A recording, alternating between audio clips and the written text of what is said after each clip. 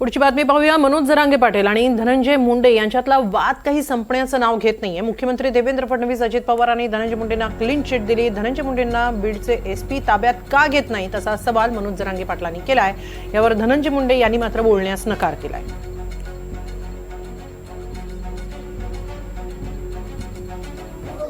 माझा घातपात करायचा ठरवलं त्यावेळेस ते असणारे 3 आरोपी त्यांनी स्पष्टपणानं सांगितलंय चौकशीत की धनंजय मुंडेनं मनोज जरांगे पाटील यांच्या घातपातासाठी 2.5 कोटी रुपयाची सुपारी आम्हाला दिली होती।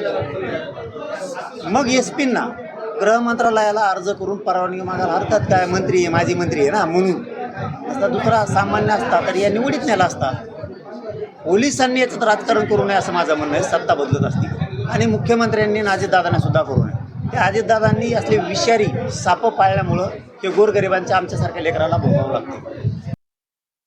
माजी मंत्री धनंजय मुंडे साहेब, खरं तर आरोप तुमच्यावरती जरांगे पाटील करतात की त्यांच्या मारण्याची सुपारी काहीही बोलायचं नाही। SIT नेमलेली आहे आणि SIT पूर्ण पारदर्शकपणाने काम करते। सुपारी तुम्ही दिली मारायला, जीवे मला मारायला, तरी विश्वास बसेल का? नाही, पण सातत्याने तुमच्यावरती असे आरोप जरांगे पाटील करतात। हे हेतू परस्पर आरोप आहेत का काही?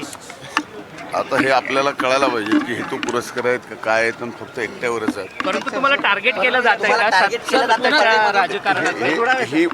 हे आता आपल्या माध्यमांना लक्षात आलं की टार्गेट अशा पद्धतीने केलं जातं। त्यामुळे स्वाभाविक आहे कोण काय आरोप करतो याच्यापेक्षा मी माझं सरळ सरळ काम करतो।